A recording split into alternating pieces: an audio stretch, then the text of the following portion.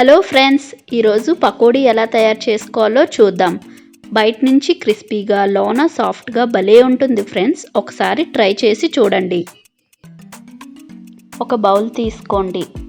2 cut చేసుకున్న ఉల్లిపాయల్ని వేసుకోండి. 2 కట్ చేసుకున్న మిరపకాయలు, సన్నగా తరిగిన కరివేపాకు, కొంచెం జీలకర్ర,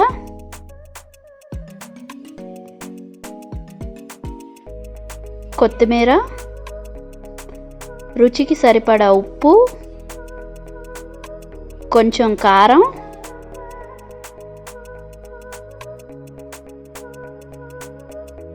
చిటికెడు బేకింగ్ సోడా,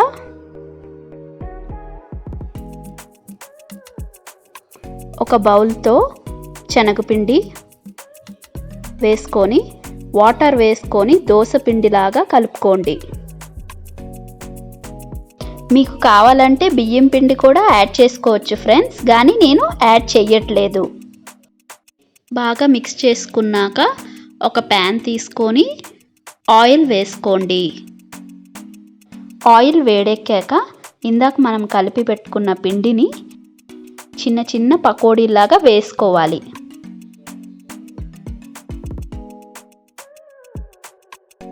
వీటిని గోల్డెన్ కలర్ వచ్చేంత వరకు ఫ్రై చేసుకోవాలి.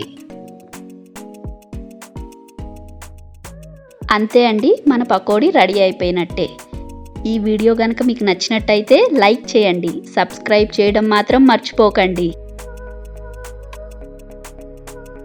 నా నెక్స్ట్ వీడియోలో పకోడీతో కూర ఎలా తయారు చేసుకోవాలో పెట్టాను ఫ్రెండ్స్. ఆ వీడియో కూడా తప్పకుండా చూడండి. Bye friends.